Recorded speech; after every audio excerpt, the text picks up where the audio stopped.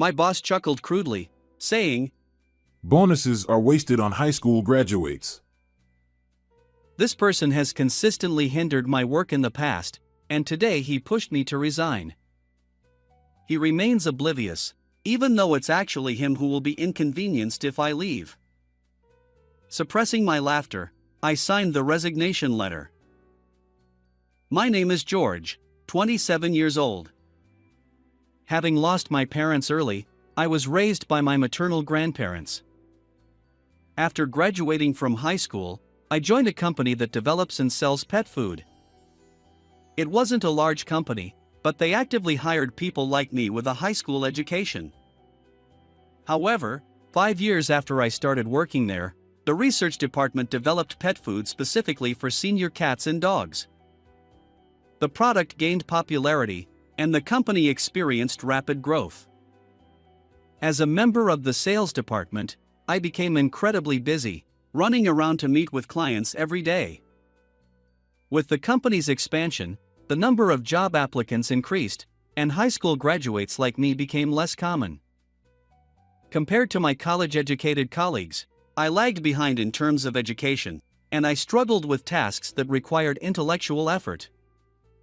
Consequently, it wasn't uncommon for highly capable college graduates who joined after me to get promoted ahead of me. But I do love this company. I murmured while feeding my grandparents' elderly cat with our own brand of food. Thanks to our company's pet food, my cat remained lively even after turning 15. Even though I can't seem to get promoted, I still want to continue working at this company. Despite not having an impressive educational background, I work as a salesperson who relies on my own efforts. However, Jack, our department head who was headhunted from another company a few years ago, seems to dislike my approach. Initially, he worked in the materials procurement department, but when a vacancy opened up for the sales department's manager position, he was transferred from materials procurement. Jack, with his impressive educational background, seems to take pride in it. Consequently, he disapproves of me, a high school graduate, achieving decent results. I don't need subordinates without education. Can you transfer to another department? When Jack is irritated, he casually makes remarks like this to me. Although he's not always sarcastic, when he's in a bad mood, his snide comments can be quite harsh, so I try to avoid getting too close. Not only with me, but he also tends to be sarcastic toward others who don't meet his high standards.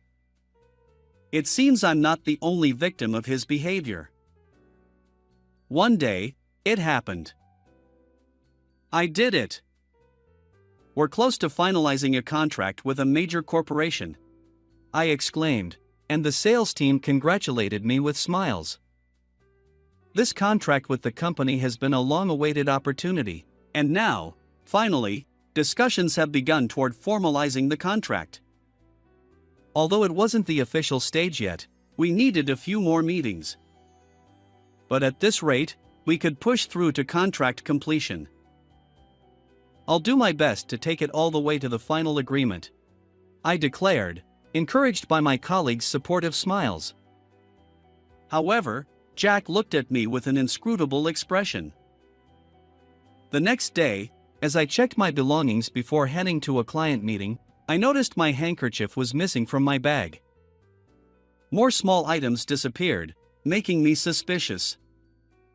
Then, my wallet vanished. Panic set in. With the help of my colleagues, we searched and found my wallet in the company's trash bin. Did you accidentally throw it away? Making a big fuss over your own mistake is quite a nuisance, Jack said, his face showing clear exasperation. But I didn't miss the fleeting hint of amusement in Jack's expression. It seems like Jack might be the culprit. That split-second twisted smile made me suspect as much. Since that day, Jack's harassment has only worsened. Finish this task by tomorrow. But it's already past working hours. Are you defying me? He glared at me sharply. Even though I was getting ready to leave, Jack piled a massive amount of work on me. I end up working overtime almost every day because of this. Even when I complete my tasks diligently, Jack doesn't offer any gratitude. Instead, he calls me out for minor mistakes and scolds me relentlessly. Some sympathetic coworkers tried to intervene, but after Jack's threatening words, no one dared to help me anymore.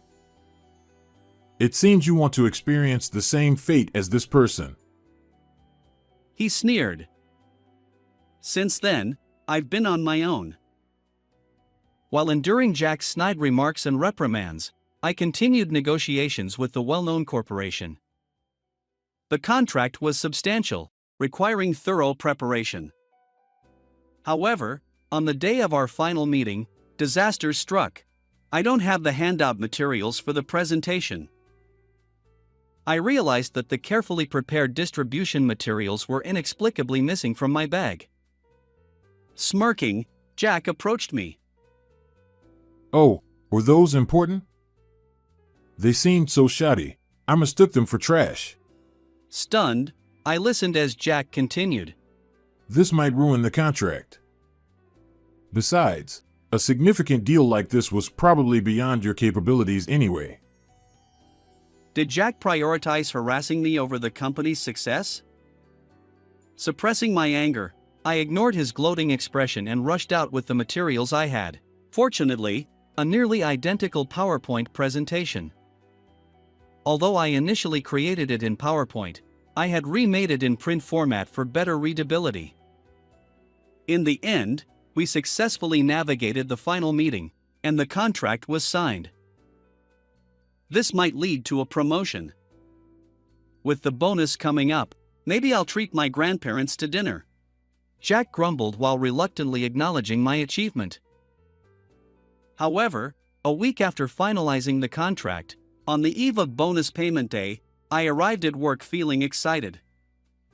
But as soon as I got there, Jack summoned me.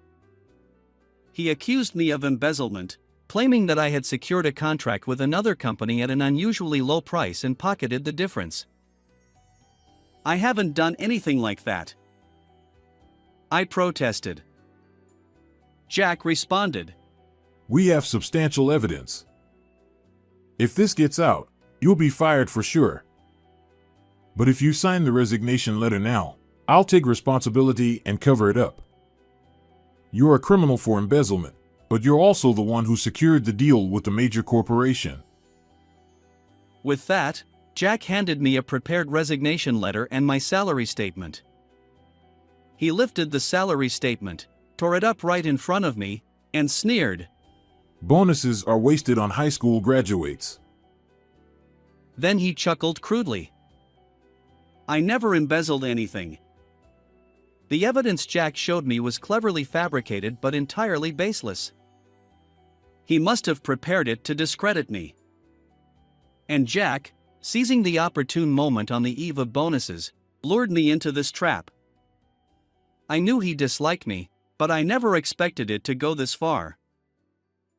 After you leave, I'll take over as the person in charge of that contract.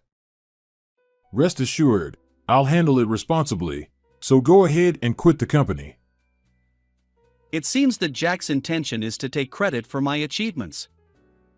Can there really be people in this world who do such unbelievable things? Faced with this shocking reality, I couldn't help but feel like laughing. However, if I laughed here, Jack would probably consider me abnormal. Is it okay for me to leave today?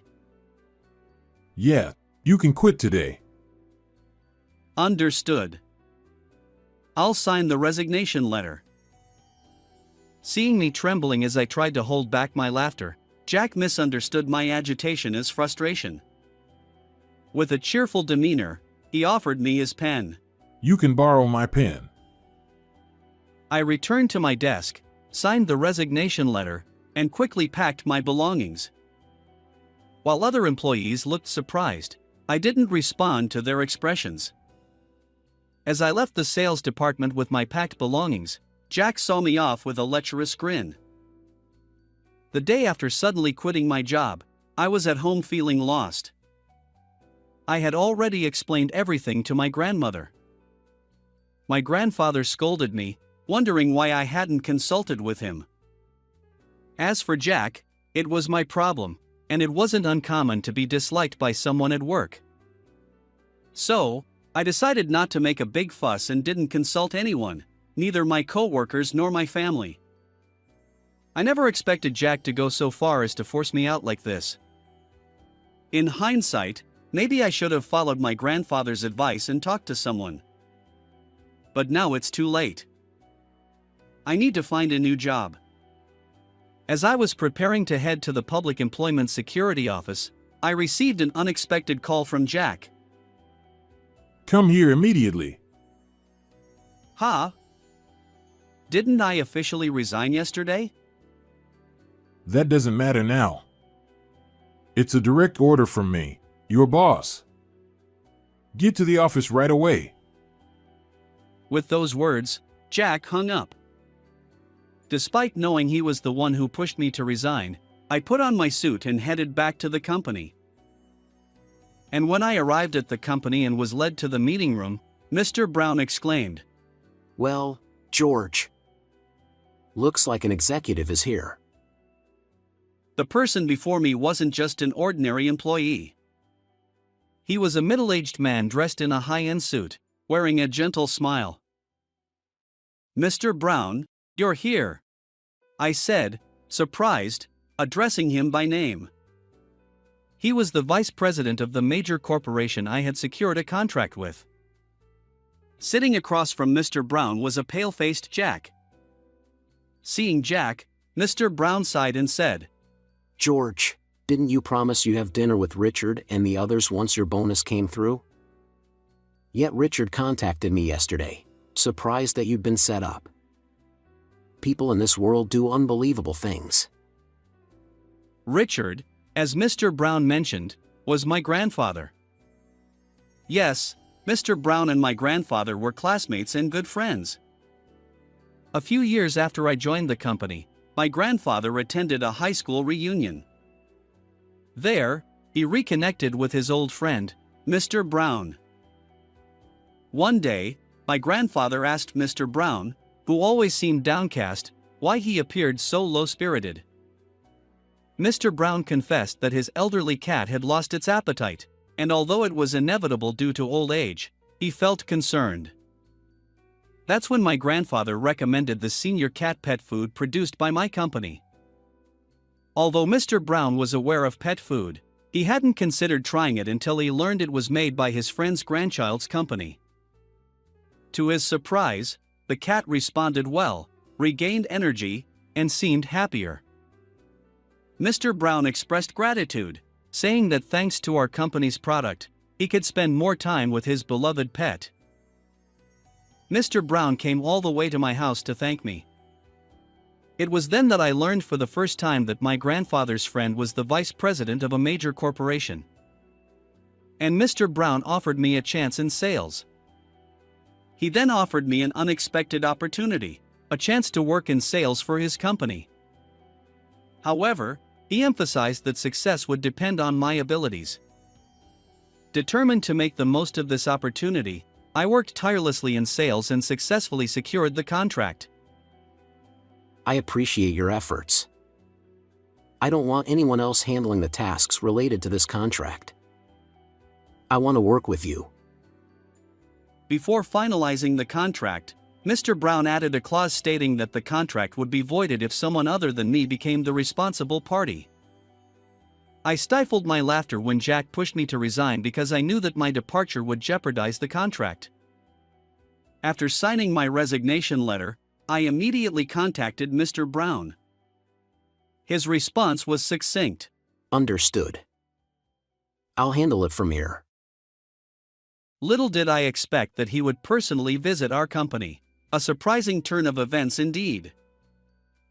Now, as I mentioned earlier, if he's removed from the assignment, the contract will be void.